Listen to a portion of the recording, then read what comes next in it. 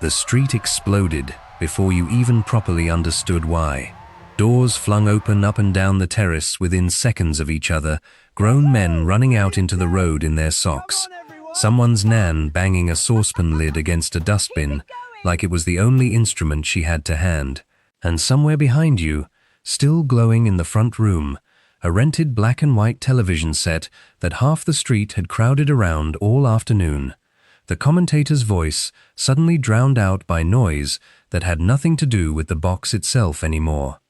Not everyone alive today was there for that particular afternoon. If your family was, you're carrying something genuinely rare. So like and subscribe. Let's go back in time to the one Saturday that stopped an entire country in its tracks. The 30th of July, 1966, fell on a Saturday, and by early afternoon, almost nothing else in Britain was happening. Shops that would normally have stayed open shut their doors early. Streets that would normally have carried the usual Saturday traffic of buses and bicycles sat unusually quiet, because everybody who could get anywhere near a television set had already found their way there. England were playing West Germany in the World Cup final at Wembley, and the entire working-class fabric of the country had rearranged itself around 3 o'clock kickoff without anybody needing to organize it. The final itself didn't arrive out of nowhere. England's run through that summer's tournament had built steadily over several weeks, each match adding another layer of cautious, superstitious hope to a country that had learned, over the years, not to expect too much from its national side. The semi-final against Portugal a few days earlier had already emptied streets in exactly the same way, a dress rehearsal for the scale of what was coming. Except that game had ended in relief, rather than the full, unrestrained explosion that Saturday afternoon would eventually produce. By the time the final itself arrived, entire workplaces had already quietly agreed among themselves, without any formal announcement, that very little actual work was going to happen that Saturday. Television ownership in Britain in 1966 was nothing like it would become even a decade later. A significant number of working-class households didn't own a set outright at all. They rented one, usually from radio rentals or DER, a weekly payment covering a television that technically still belonged to somebody else, delivered and serviced by a man who came round if the picture ever started rolling or the sound cut out. For families who couldn't stretch to even that, the answer was simple and entirely without embarrassment. You went to whoever on the street did have one, and you were welcomed in without question, because, on a day like this, a television set belonged to the whole street, not just the family whose name was on the rental agreement. The rental arrangement itself deserves its own moment of attention, because it explains so much about how so many people ended up watching together rather than alone. A weekly payment, collected door to door by the same kind of familiar figure who collected the rent and the insurance, kept a black and white set humming in the corner of the front room, the picture prone to rolling if the aerial wasn't adjusted just right.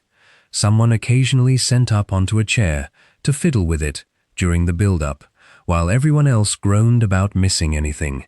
Color television existed by 1966, but it was still a genuine rarity in ordinary working-class homes, arriving properly only the following year on a single channel, which meant the entire nation watched its greatest sporting moment in black and white, the grainy monochrome picture somehow only adding to the intensity of it rather than detracting from it.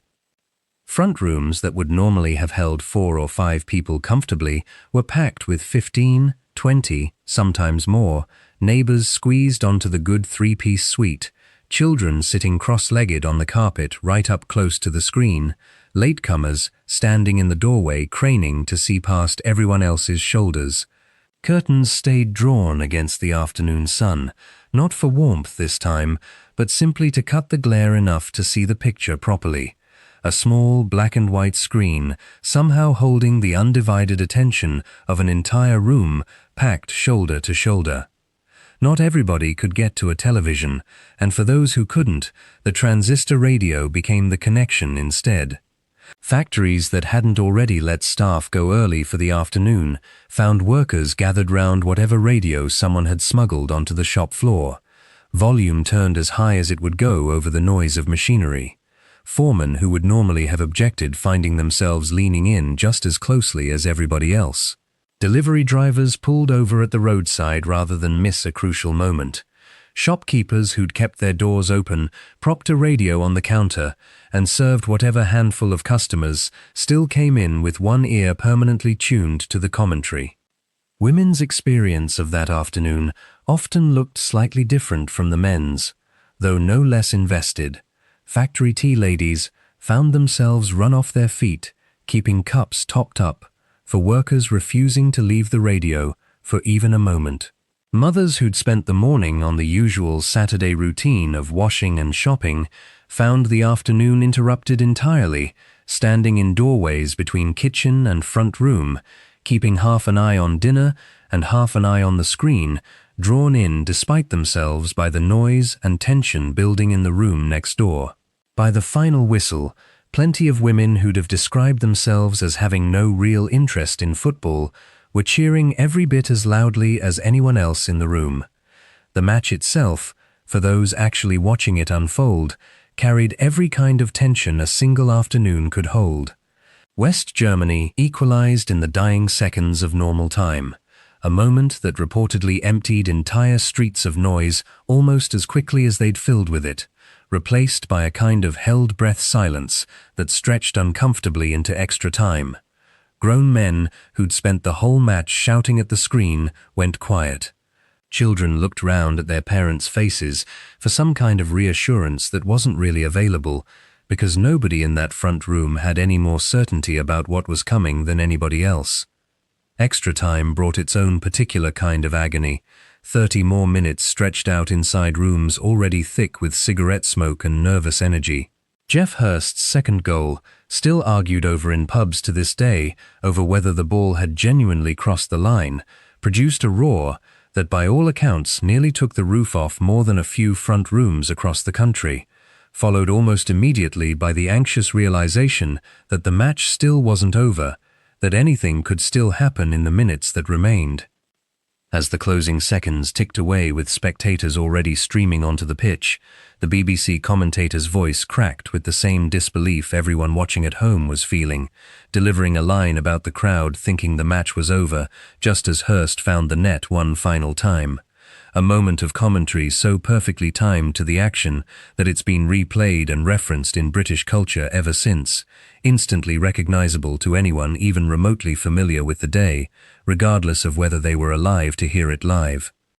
And then, in the very last moment, with spectators already spilling onto the Wembley pitch in anticipation, Hurst completed his hat-trick, and the final whistle went almost in the same breath.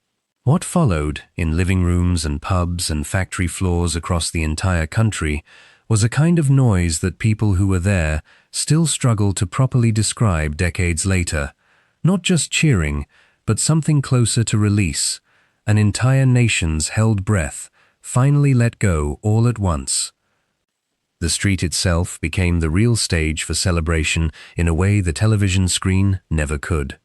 Doors that had stayed shut all afternoon flew open within seconds of the final whistle, families spilling out onto pavements that had been eerily quiet just hours before. Saucepans and dustbin lids became improvised percussion. Car horns sounded from vehicles that had been parked and silent all afternoon, drivers leaning on them simply because it felt like the only appropriate response available. Children who'd been kept indoors for the match were suddenly allowed, even encouraged, to run wild in the street, catching the exact same electric feeling from the adults around them without fully understanding the football that had caused it. Pubs that afternoon experienced something close to controlled chaos. Landlords who'd normally have called last orders at the standard hour found themselves presiding over rooms that simply refused to empty. Pints poured faster than they could be paid for, strangers embracing each other with the total lack of self-consciousness that only genuinely shared national joy seems to produce. Working men's clubs, packed since early afternoon, with members who'd abandoned whatever else the day was meant to hold, turned into impromptu parties that ran long into the evening. The jukebox eventually switched on to keep the celebration going once the football itself was safely over. There's something worth sitting with in just how genuinely rare this kind of unified national moment actually was, even at the time. Britain in the 1960s was still, in many real ways, a country divided along class lines, regional loyalties, and the ordinary daily grind of working-class life that didn't leave much room for shared triumph. Football itself carried real tribal loyalty, city against city, club against bitter rival club, loyalties that ran deep enough to define entire streets and generations. And yet for one single Saturday afternoon, all of that tribalism simply dissolved. A Liverpool docker and a London bus conductor and a Newcastle factory worker were, for those 2 hours, exactly the same thing, English and celebrating the exact same, impossible, unbelievable outcome. Part of what made the moment land so hard was what Britain had actually been through in the 2 decades before it. This was a generation that had, in huge numbers, lived through rationing, through bomb-damaged streets that were still being rebuilt in places, through a genuinely difficult post-war recovery that had asked an enormous amount of ordinary working people without offering very much back in the way of celebration or national pride. The World Cup win landed on a country that badly needed exactly this kind of moment. Proof, however symbolic, that things could actually go right, that Britain could still be the best in the world at something that the whole world was watching. Nobody in that packed front room, or that heaving pub, or that factory floor with its smuggled transistor radio was thinking in those terms at the time, of course. They were simply watching a football match, shouting at a screen, hugging strangers in the street. But looking back at it now, it's hard not to see the sheer scale of the reaction as something bigger than football alone could really explain.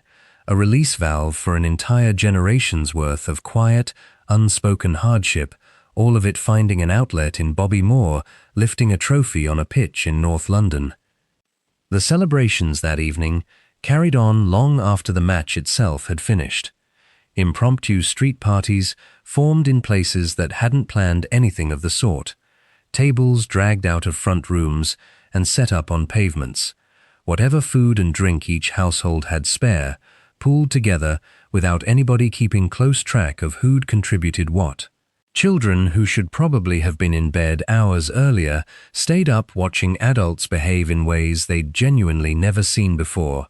A whole street's worth of usually reserved, hard-working people letting go of themselves completely, just for one night. For weeks afterward, the match replayed itself constantly on every patch of spare ground and every street corner where children gathered with a ball. Every kid wanted to be Bobby Moore lifting the trophy, or Geoff Hurst scoring that decisive final goal. Arguments breaking out regularly about whose turn it was to be which player. Entire imaginary finals replayed in the road with a tennis ball and 2 jumpers for goalposts. It became, for that generation of children, the single most referenced piece of shared culture they had. A story told and retold so many times over the following months that even those too young to properly remember watching it themselves grew up feeling as though they somehow had. Newspapers the following morning ran front pages that working-class households kept, folded carefully and put away in drawers or scrapbooks, some of them still surviving in family collections decades later, brought out occasionally and shown to grandchildren who have no real frame of reference for just how significant that single afternoon actually was. It wasn't just a sporting achievement being preserved, it was proof, physical and tangible, that this particular Saturday had genuinely happened, that the whole country really had stopped everything at once for the same 2 hours.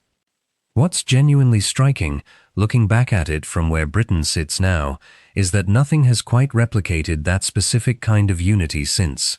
Royal celebrations have come close in places. Other sporting moments have produced real, genuine joy. But 1966 carried something particular. The first, and to date the only time England has actually won the tournament, meaning every subsequent attempt has been chasing the exact same feeling without ever quite catching it again. Every 4 years since, there's been a flicker of that same possibility, and every time, in one way or another, it's fallen short, which has, if anything, only made the original moment shine brighter in memory rather than dimmer. For the generation who were actually there, in that packed front room or that roaring pub, the memory carries a weight that's genuinely hard to overstate. It wasn't just a football match they remember.